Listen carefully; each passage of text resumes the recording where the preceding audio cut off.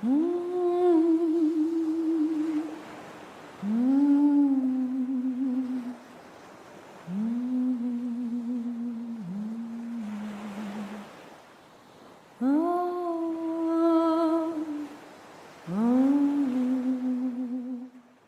is Gnosis of the Body, where we explore embodied wisdom in healing the mind-body split through personal stories, using Jungian depth psychology, mythology, and following collective trends, and following wisdom stories of the body.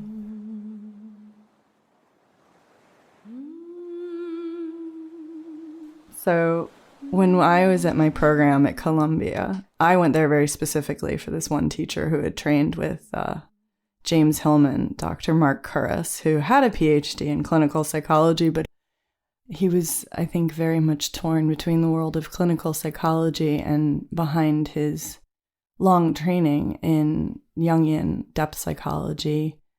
And he was very, very focused on myth.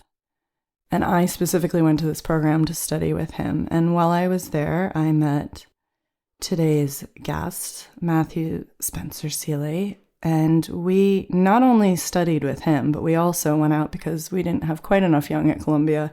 And we would go out to the few New York institutes to classes they would have, where we gained the title the Young Jungians from some of the many veterans that attended classes there, and they were very happy to see us come down from Columbia, and they said, oh, there's never younger students here. We really need more young blood in the Jungian community. So Matt has his BA from Princeton in philosophy. We both have our masters in clinical psychology and education from the Spirit Mind Body Institute at Columbia University. He's a third-level Reiki master, and he is also a teacher in Qigong. But mostly he spends his time both being a musician, a singer-songwriter, he can tear up a piano and a guitar pretty beautifully, and reading extensively myth and then exploring in the collective and in the world. He pretty much knows every single trend going on, whether it's in the news around the United States, and then he's always marrying that back to what he's seeing in the mythic world. So that's why I'm bringing him in here at the tail end of my conversation about where I went when I burned out and when I just sort of dove into this world of yoga, and specifically when I dove out of the world to leave it and go study spiritual stuff for 30 days and train, because he has some pretty interesting ideas about what my psyche was trying to heal, because being Jungians, we believe that the psyche is always trying to enter a process of self-renewal and to initiate death and rebirth and healing. So, what did you think about everything I was saying there? I like the introduction. That was nice. I agree with all of that. You're welcome. No, I specifically really remember Dr. Curris always talking about what was missing in the dominant religion still now, and was previously, and Jung had tagged this, was the feminine. And how what is missing in the dominant spiritual modality of a culture or society will come out in other ways. And that's what I think you're looking at a lot of those archetypes, not just the feminine, you're looking at everything. But I was specifically really, really interested when I heard Curris say that, to talk about what was going to come out, both in, dreams and in the collective, in art. And I felt really, really cliched going to yoga. There's all of these Western women, dropping out and, throwing up shrines everywhere. And I really felt embarrassed being part of what I called hysterical yogis, which is sort of an idea I got, not only looking at my own cohort, but looking at, trends like Gwyneth Paltrow, bless her soul. Yeah, and you just always have really interesting perspectives that tied all that together, and you really cottoned on the same way I did too. A lot of those ideas that Curris was always saying about how the feminine was missing, how we'd undone the feminine for years. But he was always really clear to separate it from the female, where I wasn't. This is where you and I hit heads a lot of the time, because you've got interesting perspectives that kind of round me out. Yeah, I have some thoughts on that opening question of what's missing in the culture manifesting in the religion. and how these things happen. And I think we'll get more into how we got into this mythological mess of masculinity over femininity. What is that mess? I grew up reading Greek myth. You're reading it all the time. So can you break that down for me in a little simpler kind of a way? What's this mess? Oh, sure. There's things that are the same for all myths, and there's things that are different regional for myths. Every culture is going to have the sun in the daytime and waking consciousness associated with it, and the moon at night and dream consciousness associated with it, and darkness and fear and the unknown happening at night. But then you're going to have some myths with mountains, and you're going to have some myths with rivers, and you're going to have some myths in the desert, which is interestingly where we get our myths from, is from the desert peoples who got their myth from the Fertile Crescent people, which is not a desert. So the Fertile Crescent myths are all farming myths. They're Mother Earth myths. They're myths that are about birth and death and regeneration and life. And you see that in a lot of the equatorial myths, versus the further north and south you start getting into hunting tribes instead of the planting tribes. It's man-based. The men are out hunting. You have the initiation and ritual rites for the men to become hunters. And they also have a different approach to death. Death is usually a violent death in those cultures, for animals as well as humans. The animals of the packs that are older or weaker or injured are the ones that get picked off and eaten. And that's kind of this chain of life. You don't have in the equatorial regions, the farming regions, that violent death. You have old age and natural death happening. So you need myths that account for birth. You grow up, you mature, but then you have this period of decrepitude and death and a kind of retreating into yourself and leaving some space for a coming generation, a new birth cycle. The myths that we get out of the Fertile Crescent are these kind of birth cycle, female-based myths. You see these images of the female goddess, and she's always naked. And if she's accompanied by a man, the man is some kind of wizard shaman. He's always dressed, even in these idols that they make. It's like the primary element is the female. All of the Semitic tribes in that desert area at the time, they're getting their myths from the Fertile Crescent and from all of these cultures that are happening around them, but they don't have this abundant earth mother. They have a desert where the earth goddess is not really doing much.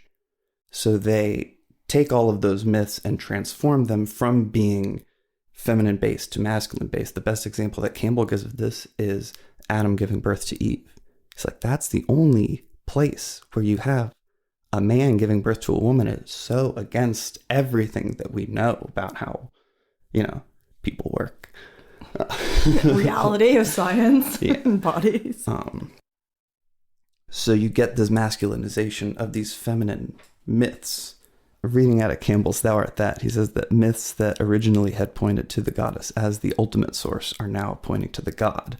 And these symbols speak directly to the psyche. When he talks about what myth is, he says it's a set of symbols that energetically, they speak to the psyche, they activate energy, and they direct that energy. And so we have these images, the serpent god, the tree in the garden of immortal life, the fashioning of mankind from clay, the flood. These are feminine images that strike us in our heart. We understand them as being feminine. But we have the clergymen, the people in charge of these religions telling us, this is the father, this is masculine, this image represents the father, this image represents something masculine. And so rationally, we're trying to process that, but in our hearts, we understand it intuitively that these are feminine symbols and they're being misrepresented to us logically. So that would have been part of what I was describing as the wordless education that I was getting through, for example, yoga philosophy being taught to me by my root teachers. Because all of a sudden, I'd very much been alienated from my Christian roots, had a little bit of trauma with the born-again Christian grandmother trying to teach me about my home religion. But all of a sudden, even though I'm practicing kind of what I consider stretching and breath work, I'm finding resonance in these alien, foreign symbols. So much to the level that, as I said, I'm making altars, Hindu altars, and putting up images. So that would be then that I'm responding on a subconscious level to those foreign images was something that had been missing for me. Yeah, so that idea of what's missing in your culture is going to manifest through religion, or is going to manifest through the psyche. I think that's just a macro version of, like, for the individual, like Curious would say, if you're ignoring something, if you're pushing something into the unconscious, you're relegating it to the shadows, it's going to manifest as a symptom.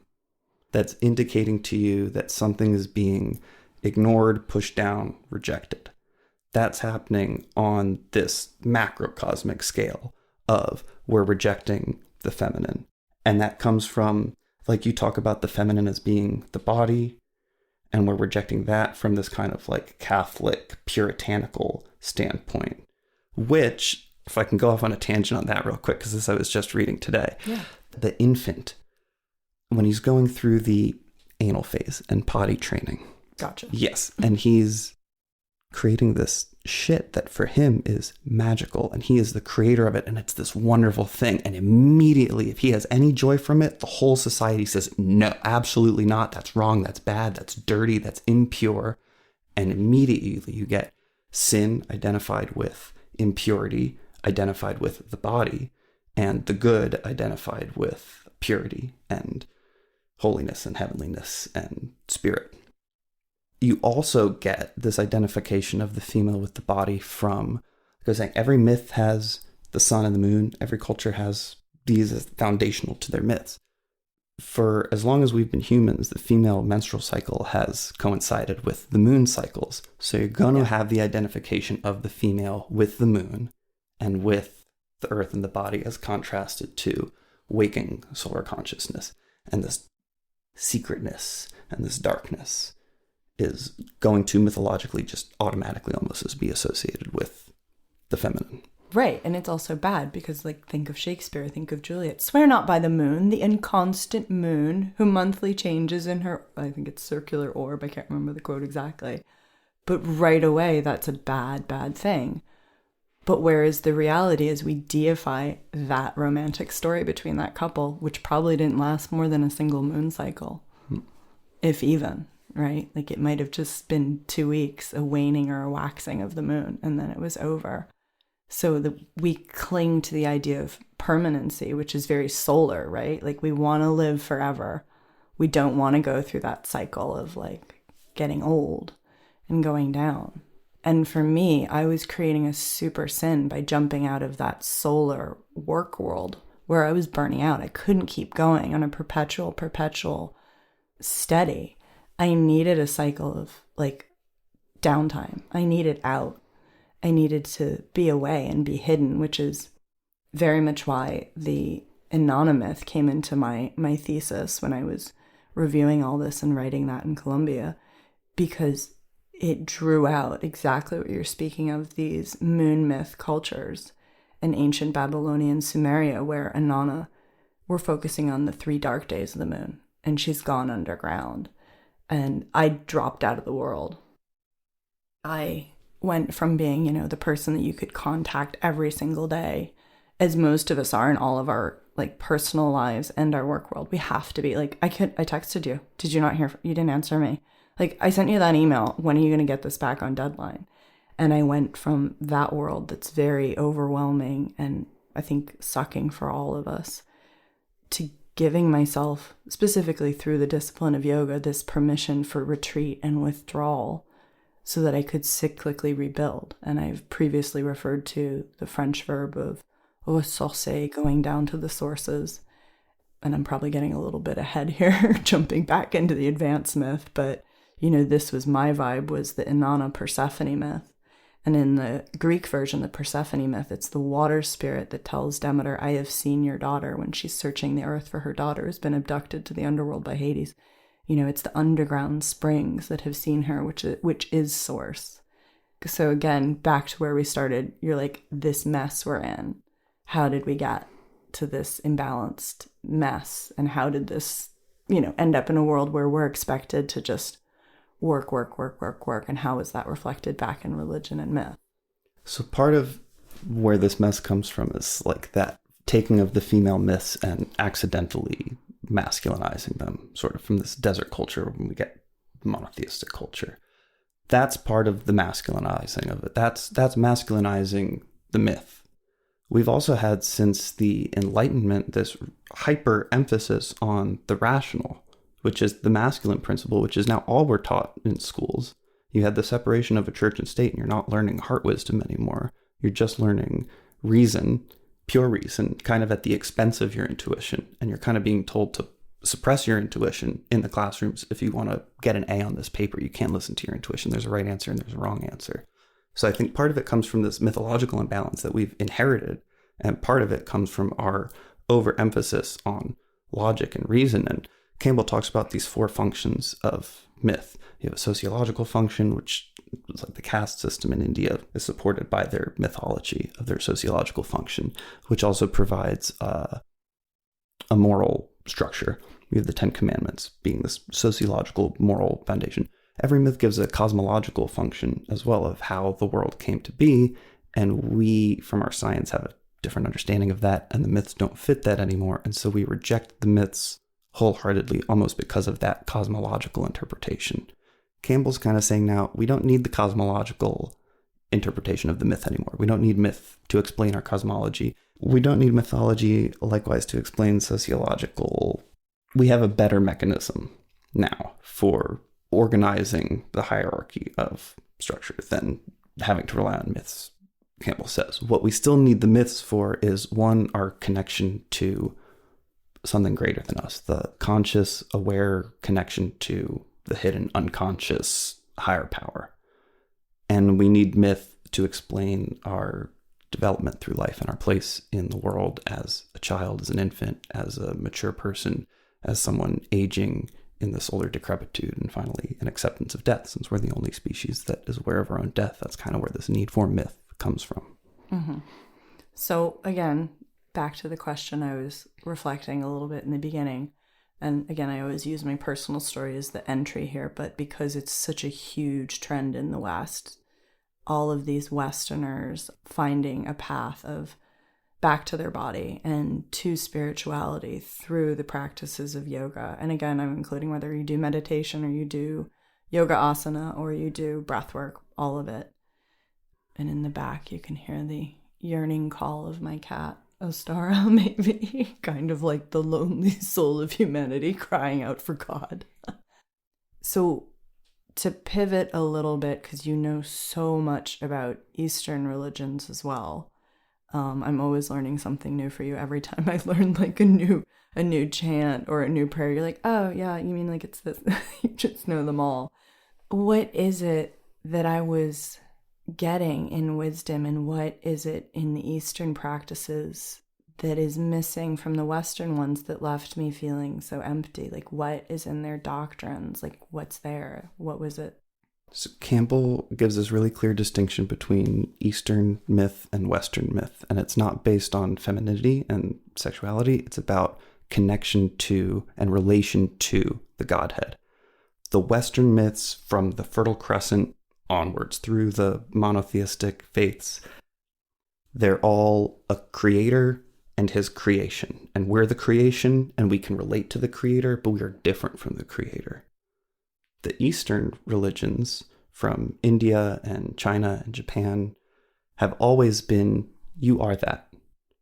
You and the Godhead are one, and it's about you re-becoming that. You don't have that in the West. You're not allowed to be God in the West. I think that's where the excitement of the Eastern wisdom coming into America since the 50s, I think, has been this missing key of like, hey, you're like what the Gnostic Gospels say, like you're allowed to participate in this. You can achieve this too.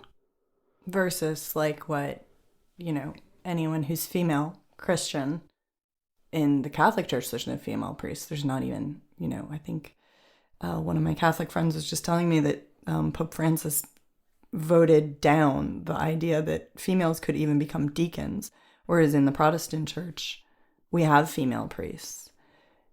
So we do get to see women participating in the act of God, but in so much of the regular Bible text, which once again better than I do, there is a lot of language about the woman is connected to sin, And then lust, which brings in the body, is connected to sin. And this othering of the body, if you can say anything about that.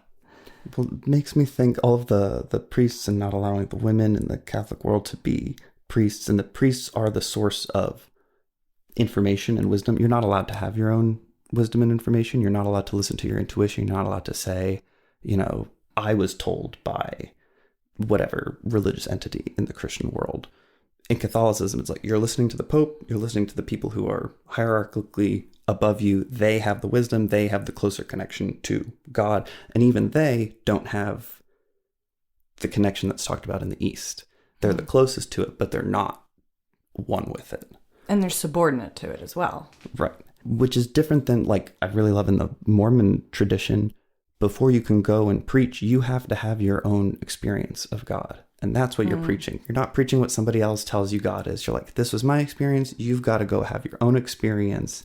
That to me is not that Mormonism is a feminine, female version of the religion, but that to me is a more body-based, wisdom-based instead of intellect-based. I didn't know that. I love that. And, I think as a child, I'm remembering that when I went to church, I was really waiting for some serious, magical fireworks to happen. And actually, once I realized that that was not the case with most of the priests, that they had not all had this great mystical, magical experience of talking to God directly and of feeling God. That's really when my faith started to go away.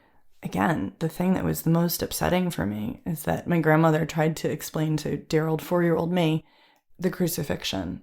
And the only thing I understood from that was every time I swore, or my father swore, or something like that, that this poor man, like Prometheus getting his liver eaten out by this bird every single day for bringing fire to the humans and stealing it from the gods, that poor Jesus Christ would go through this excruciating, miserable experience of dying for sins like just swearing every day. And I was in this actual panic. I had this moment where I ran up to my father, who was just cursing after a long day at work. It's funny because now I know I put my fingers in the prayer, the 2-finger up mudra, and I placed them on his lips. And I said, Daddy, don't swear every time you do that. Jesus Christ dies for your sins. And I really thought this poor man was somewhere getting this horrible nail in the hand scenario again and again and again. And I was very, very upset at that. I would cry and get really worried about Jesus. And that to me is the more true interpretation of it than it's a historical event. It happened once 2,000 years ago. Yeah. But what's interesting is kind of like your Freudian shit example is that the reaction that this got out of my father was yelling for my mother and saying, what has your mother done to this child? Because having grown up in the South with very, very intense religious extremists who were very anti-body, very anti-sex, very, in my opinion and his opinion, anti-human life for reality, even though those people would say the complete opposite. They're what I call hate Christians. And he didn't want me to get associated with any of that, which is ironic because once again, you're pointing out that I was on point. I had accepted Jesus Christ in my heart as a living entity. And I think the one word I'd like to bring in here, which is one that I heard for the first time in Eastern meditations introduced to me by my root teachers, is the C word, compassion. And I don't feel like that was anywhere in my Christian education. I don't know that much about Judaism, but it does seem that there's also this angry, punishing God, and there's the idea of punishment versus compassion, and having that distance as well from the deity, from the divine, of you're all the way down here. Everything you do creates greater separation from the deity. It makes you bad. It makes you wrong, as opposed to the deity having compassion and love for you. And then you're able to be part of that. Tat twamasi, thou art that. You get to be part of that and participate in it. And there is no distance, whereas the other doctrines are creating distance. In Judaism, the God is absolutely angry and does not come across as having a lot of compassion. And I think it's fascinating by the time you get to Christianity, and the God is the embodiment of compassion. but still a lot of the churches and institutions don't teach it with any compassion and teach it as God is angry and you're going to hell and you're going to burn in hellfire, which I think is how a lot of us who are not with the Catholic Church, or maybe stepped away from Christian or any institutionalized churches, kind of views religion, and that negative element of like, if you don't do what we say, you're going to burn in eternal hellfire. I don't think people's images of religion is like, you go there to be compassionate and have society and have this communal experience with everyone, which is what it actually is and what most church experiences are like. I think we've been driven away from those experiences because of this. Now I'm being driven to kind of call it a masculine ordering. Mm-hmm.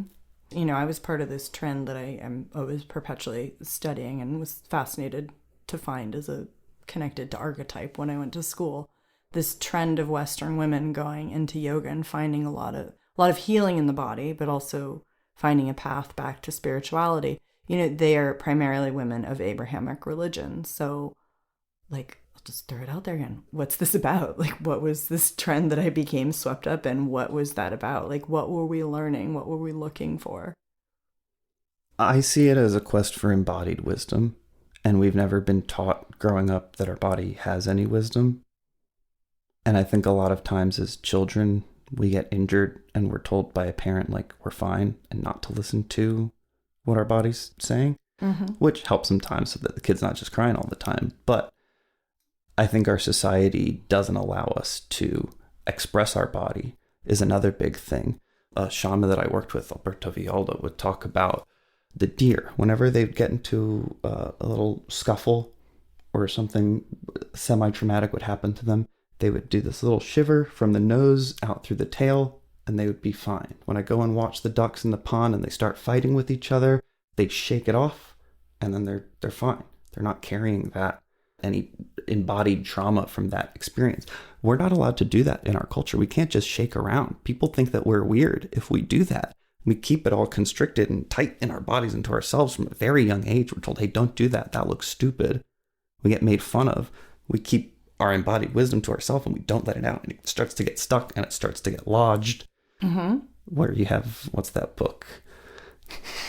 Which book?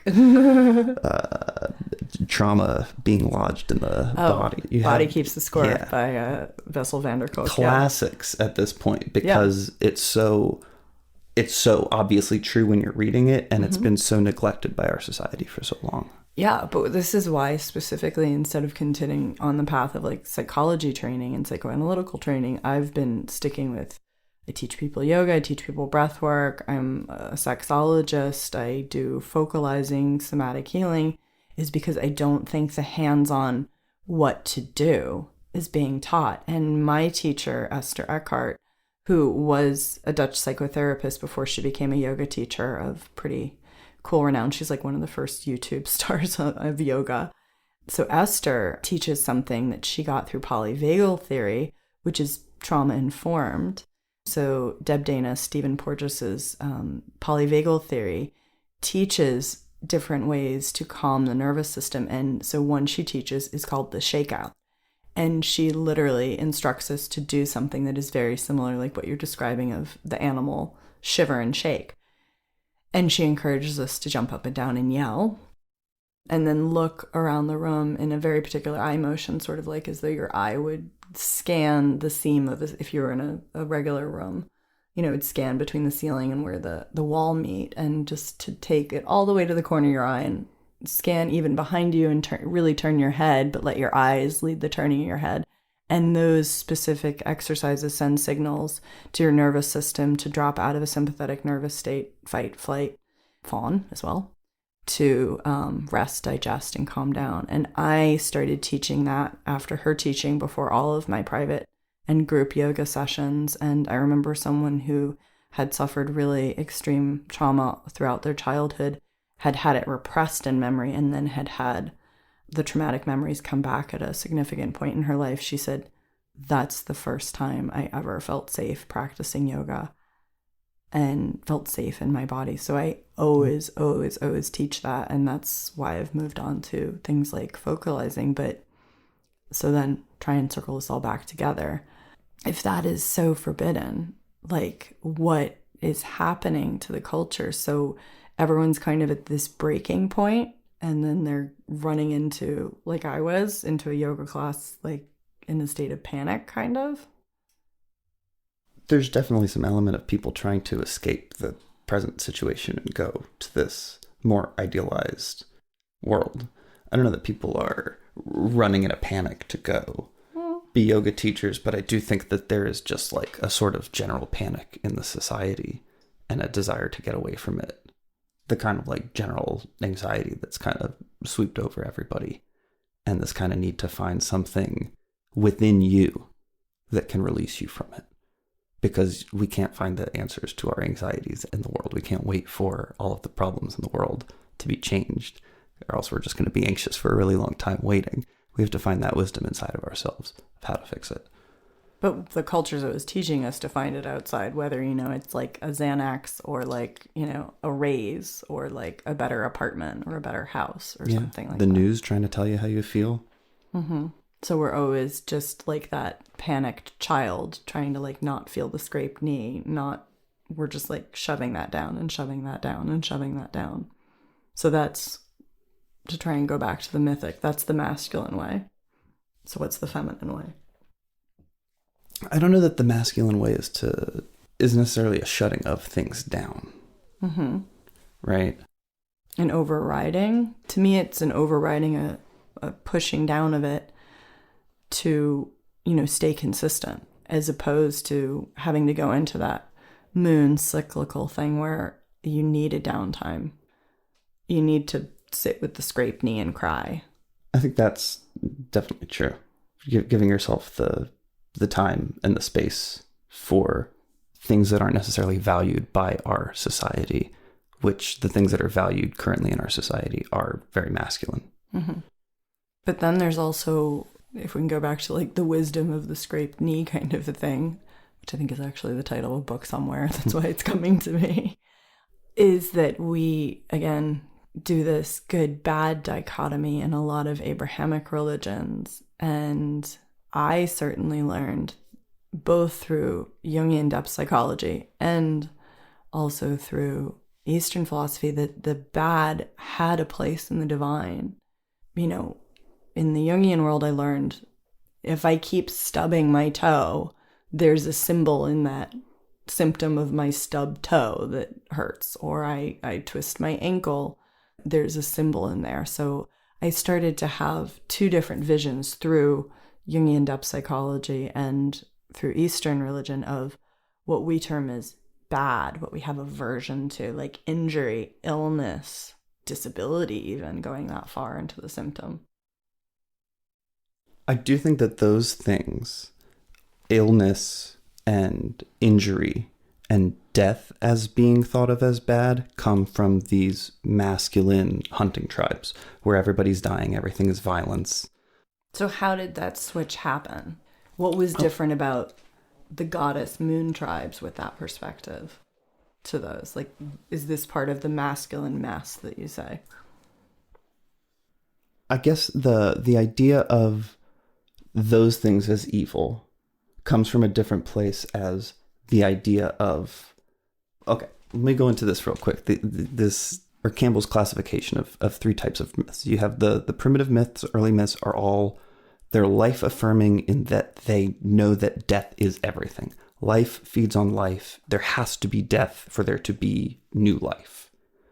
And all of the old myths affirmed death. They're like, obviously there is death. And the myths are about finding joy and wonder and awe within that mess of life, eating off of life. Then around the 8th century BC, you have what he terms the Great Reversal, and these religions that are epitomized by like early monastic Buddhism and Jainism of like, we're rejecting death, like this world is a false world, and there's the true pure world where there is no harm and death and suffering. Then you have a Zoroastrianism come in and say there was a perfect world, it was corrupted, and we can bring it back to that perfection. And that Judaism is waiting on the Messiah. Christianity is the messianic religion of like, there was a fall and now there's a redemption. So there is this perfect world, and we just need to get back to it. We've corrupted it somehow. So that's, again, back to also the idea that we are part of the bad, and that's the good. Right. Which is separation. Yeah. Versus, how is that differing from the Eastern? The Eastern, I think, sees good and bad as like the yin and the yang, as being parts of the whole, and not a fight of good versus evil. And it's more of a bringing the evil into yourself, understanding the evil in yourself, understanding the demons in yourself, and awakening to yourself. So then how does illness in the body tie into that? Tie into the Eastern religion, philosophy? There's the tantric perspective. Even what we consider evil is sacred, which is really, really hard for anyone from the Western side. I want to make this distinction between illness as an evil, which it's not, right? Mm-hmm. Illness would be what's creating the sickness. I don't think that we see sickness, illness as evil. It's the things that are creating the illness. I think this is where we got to bring in dear old Carl again. We've already brought in Dad Joe Campbell here, so we're going to have to bring in Carl Jung. And he said the gods manifest nowadays. This is a very rough misquote. Not a misquote, but changing the quote. He's like, about how the gods have disappeared from our daily lives in myth. And, we're even not really even going to, at least in the West, to church as much as regularly as we used to. And, the medieval periods and the Renaissance. Illnesses have become our gods, was the quote, essentially. Because to me, we fear illness. Like we live, even as we become more and more aware of health, we tend to, even blame. There's a really horrible culture of like blaming people who get sick a lot of the time. I suppose the most obvious example of that would be lack of empathy for people with lung cancer. Like as though they have brought that on themselves and they should just know better. From my perspective, psychologically, they could have a lot of discomfort and anxiety, and like this is a crutch that they need. And you can get all yogic and go into like heart chakra issues and lack of self-love and like fear in the heart and like the lungs being connected to that and like drawing in this comforting poison again and again. But once again, if we stay with Jung and the idea that illnesses are our current manifestations of gods, there's the fear element, which is sort of like the Yahweh God thing. And then there's the perspective of othering, fearful, punishment. And then there's connectedness and the yin-yang perspective. So what is the symbol and the symptom of sickness? That's kind of what it made me think of, was back to this symptomology thing when you're talking about Jung, and that I don't know where this notion comes from of his, that illness as being the modern God, basically. I don't know the context in which he's referring to that as, but what it makes me think is that we're getting our symptoms through physical illnesses now. When we come into trouble in our lives, when we need to make a novel decision, which is what Julian Jaynes...